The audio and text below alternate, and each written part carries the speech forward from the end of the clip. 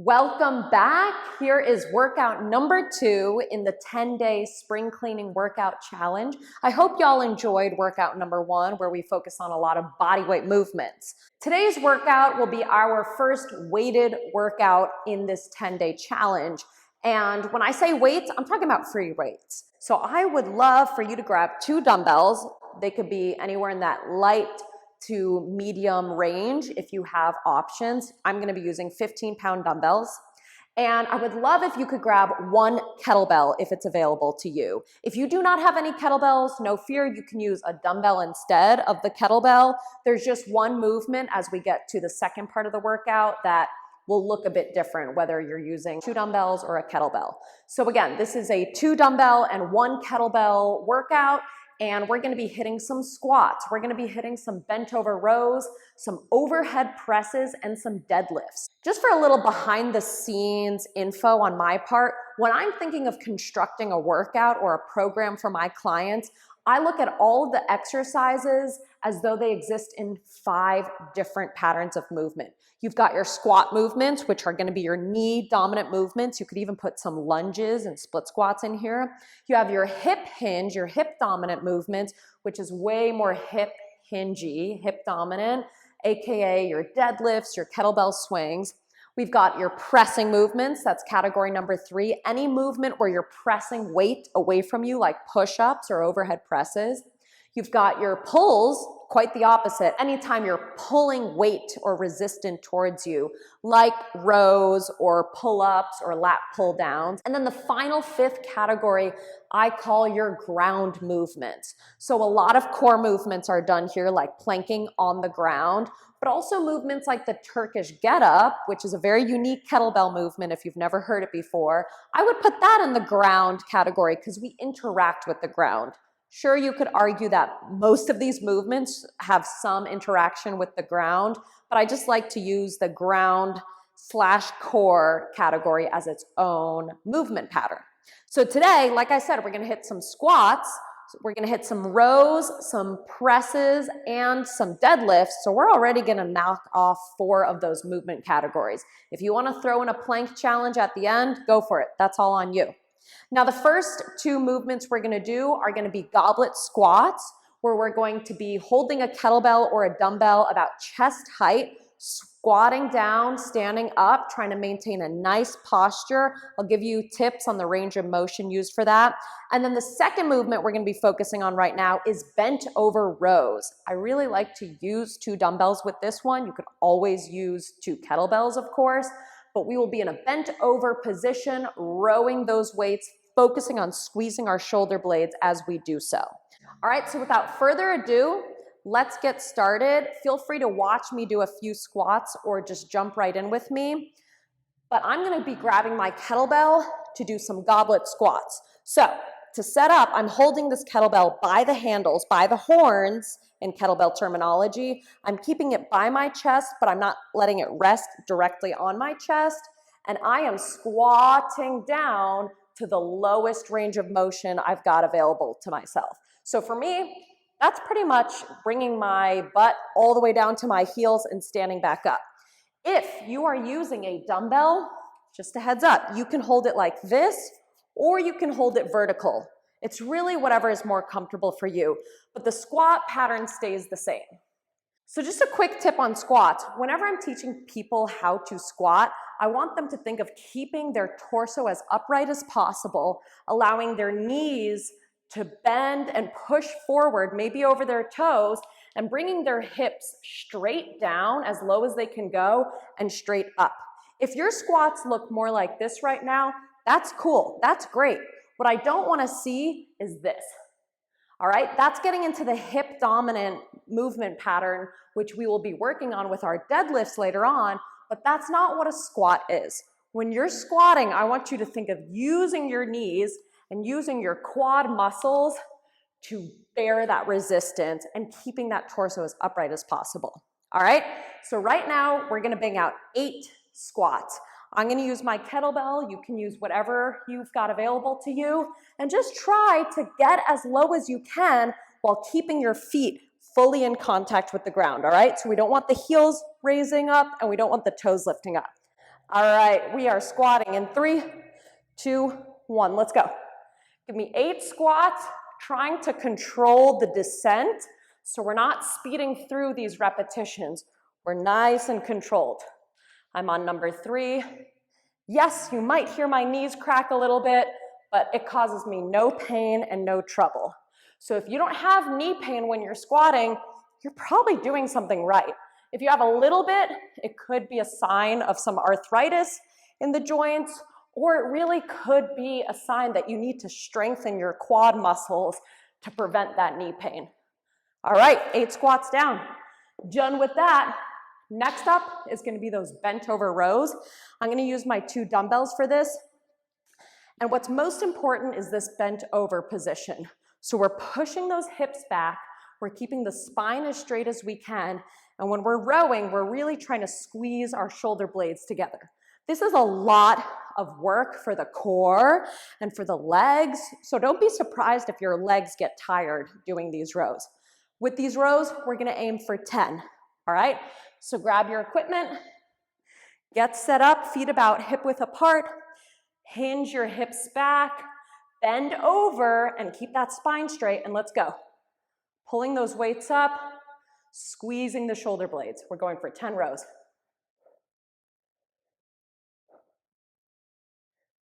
You'll notice I'm not speeding through any of these exercises. I'd rather go a bit slow and really feel the tension build up in my muscles. I got 2 more here. 10. Woo. Put those weights down. Shake it off. Grab some water if you need it. We're going to do 1 more round through those 2 exercises. And then again, it's up to you if you want to do a 3rd round. All right. So back to work on those squats. We're going to do 8 squats. This time I'm going to face you head on so you can just see what my torso and my hips and knees look like while I'm squatting. Grabbing that kettlebell again. We're squatting in 3, 2, 1. Let's go. 8 squats. Again, come down as low as you're able to. There's many times I've had clients that can only come down a few inches, and then months later, 3 to 6 months later, they're coming down as low as I am. It's all about repetitions. You need to practice and build up the strength. We've got 3 more here. Woo! Last one. And done. Bring that weight safely down. Shake it off. Let your heart rate settle a bit. We got 1 more set of rows here, and then it's your choice to repeat these 2 exercises or move on to part 2 with me. All right, let's hit those rows. Again, using my dumbbells, I'm going to keep my feet about hip width apart, push my hips back, stay bent over, and I just got to maintain this position as I'm hitting these rows. I'm on 3, 4, we're going for 10 total.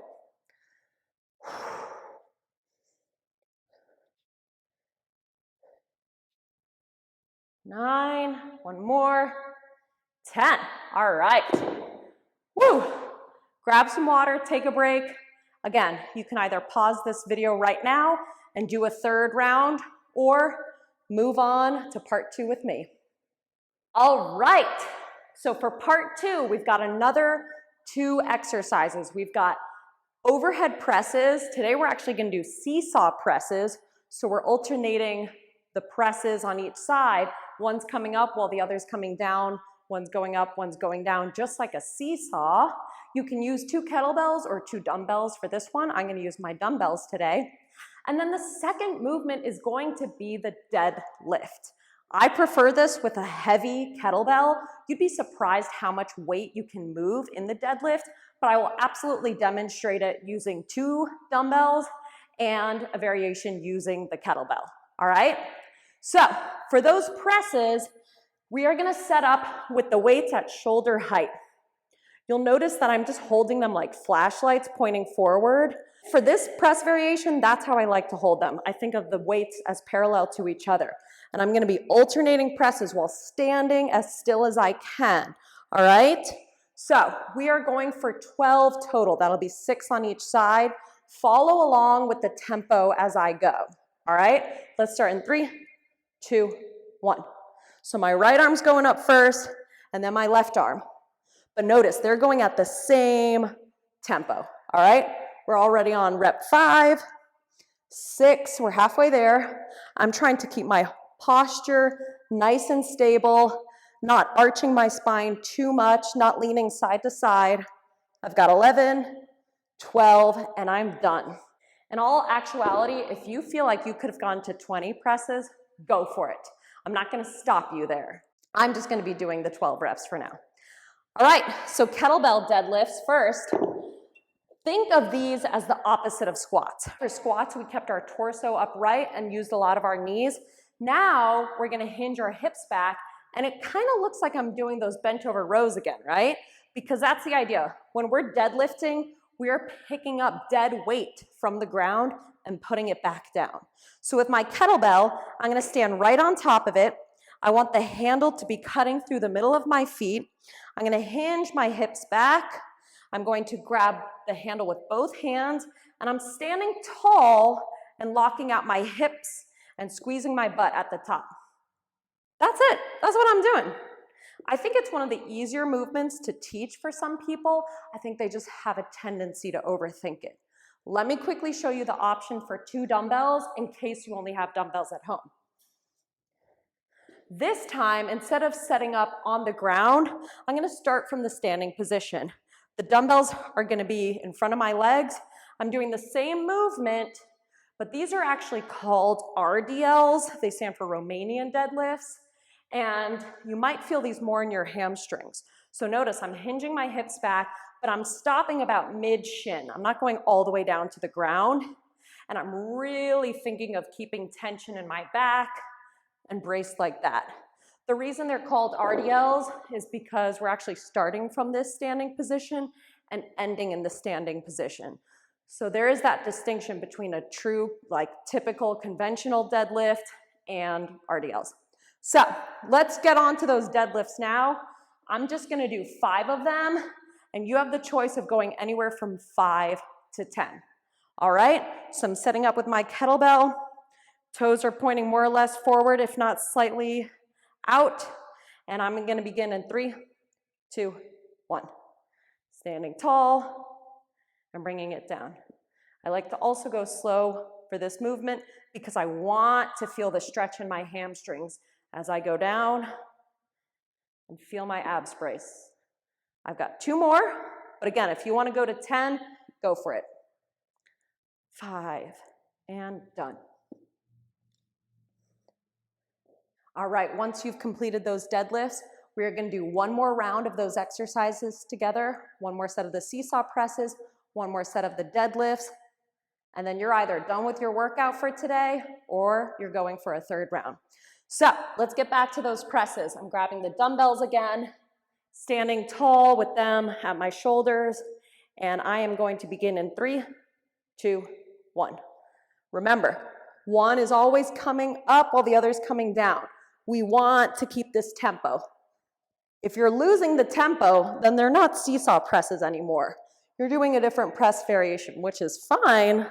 I'm just assigning you seesaw presses. I'm at 9, 10, I'm gonna go for 2 more here, 11, 12. You could either stop there or try to hit 20 total. Whew, either way, I'm gonna shake out. You'll see a lot of people in the fitness community doing this or in the kettlebell community. It's all about just shaking out the limbs. We just don't wanna sit. I think it's better to stay standing and pace around the room or shake out your legs between, or shake out your limbs between those movements. All right, last time with the deadlifts, I'm gonna grab my dumbbells this time. Again, I'm only gonna do 5, but feel free to go for 10 if you'd like. I'm standing tall, dumbbells are in front of my legs. I'm starting in 3, 2, 1.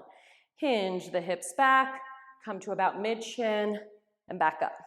What matters the most when you're doing deadlifts, in my opinion, is being mindful of your spine and your back muscles. So I don't want my back to round, and I don't want my spine to arch, all right? I've just got 1 more here, but you're more than welcome to go for 10. Nice. I like RDLs because, like I said earlier, I really feel a stretch more in my hamstrings. All right, folks, that is workout number 2. We cranked things up a notch by adding in the weight. I hope this was both educational and fun for y'all, all right? This is the kind of stuff I do with my clients all the time. I think it's very important to learn how to move within those movement patterns in an efficient, but also in a safe manner, all right? So congrats on completing workout number 2, whether you did 2 rounds of everything or 3 rounds. Hey, this is your workout, this is your time. It's all about your intensity level, what you want to get out of this workout. I'll see you back in 2 days for workout number 3.